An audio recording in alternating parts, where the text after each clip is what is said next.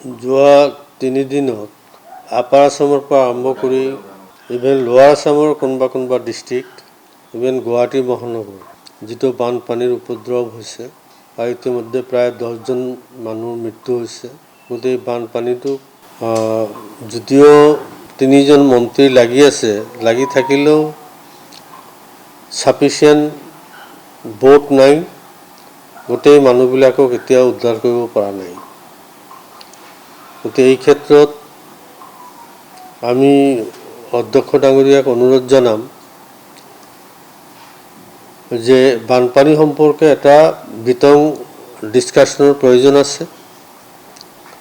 তাৰোপৰি আজি বানপীড়িত ৰাইজৰ কাষত থিয় দিবলৈ বিধানসভাৰ অধিৱেশন বন্ধ ৰাখি প্ৰত্যেকজন বিধায়কক সমষ্টিত যাবলৈ সুবিধা দিব লাগে। এই কথাখিনি আমি অধ্যক্ষ ডাঙৰীয়াক আমি অনুৰোধ জনাম। অহাকালি হয় না, যিহেতু 60 বছৰৰ ভিতৰত এনেকুৱা বানপানী হোৱা নাই, গতিকে এই মুহূৰ্তত আমি বিধানসভা চলাই থকাটো উচিত নহ'ব। আমি বানপীড়িত ৰাইজৰ কাষত যাব লাগিব। 3জন মন্ত্ৰী গৈছে, এইটো সাফিচিয়েণ্ট নহয়। প্ৰত্যেকজন বিধায়কেই নিজৰ সমষ্টিত যাব লাগে। তাৰ কাৰণে বিধানসভা অধিৱেশনখন স্থগিত ৰাখিব লাগে।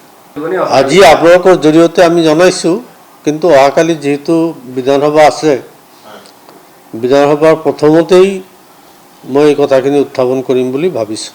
না, ইতিমধ্যে আমাৰ সভাপতিয়ে প্ৰত্যেক জিলা সভাপতিসকলক নিৰ্দেশ দিছে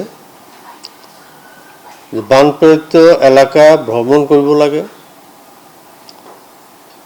বানপীড়িত ৰাইজৰ ওচৰত থিয় দিব লাগে, তেওঁলোকক ৰিলিফ আদিৰ জৰিয়তে সহায় কৰিব লাগে আৰু সৰজমিন তদন্ত কৰিব লাগে। এই গোটেইখিনি নিৰ্দেশনা ইতিমধ্যে সভাপতি ডাঙৰীয়াই দিছে জিলা সভাপতিসকললৈ। আৰু সভাপতি ডাঙৰীয়া অহাকালি আজি দিল্লীৰ পৰা আহি আছে, শিৱসাগৰ যোৰহাট 2 দিন তাতে বানপীড়িত এলেকাত ৰাইজৰ লগত সাক্ষাৎ কৰিব আৰু তাত বানপীড়িত অঞ্চলৰ বুজ ল'ব।